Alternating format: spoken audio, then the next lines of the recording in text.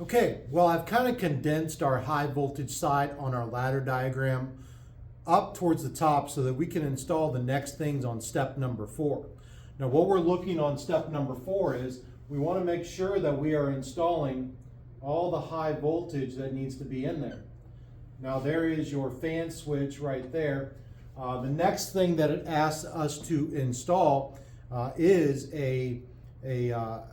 from line number 1 into terminal number 6 on our fan relay. So we're going to come off of the L1 contact. We're going to go into 2 terminals. Terminal number 6 right there, and we looked at the schematic drawing. We would see that terminal number 6 is normally open, and then from 4 we're going to go up and tie into the fan motor itself, so that if we were to energize the actual fan relay, that it would close this set of contacts and provide power to our fan to actually work.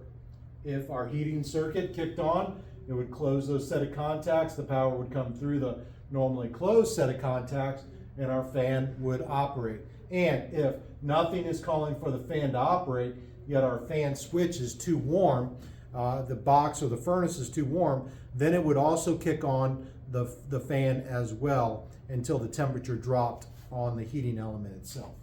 The next thing that the step 4 is asking us to do is to install a transformer, and then from that transformer on the secondary side, he wants us to run all of these switches that we have put into the high side of the system. So let's go ahead and install our transformer.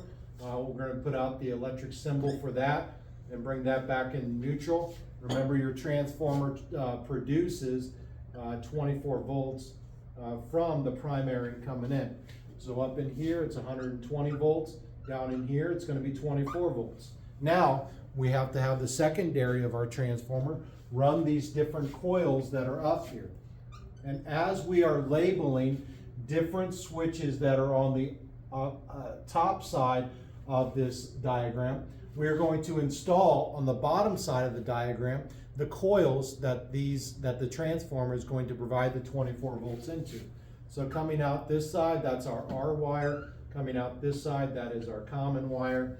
And what we'll do is wire in directly.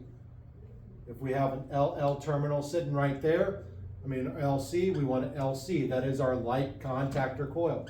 And we'll bring that back to common on that side. The other coil that's up there is our heating contactor coil. We'll put in our HC heating contactor coil, and we'll run that back to neutral itself. And then the last one's up there is our fan relay or our fan switch, okay? And we're gonna go ahead and put our fan relay coil in right here. And then if we were to give power to L1, then our schematic drawing would provide power to the transformer. Transformer would provide power to our coils, and then our contacts up here would begin to close and then operate. Now, don't worry about adding switches yet. I do believe that's your next step to control things turning off and on, and then you have just completed building an air conditioning and a heating type of circuit and learning about that process. Good luck.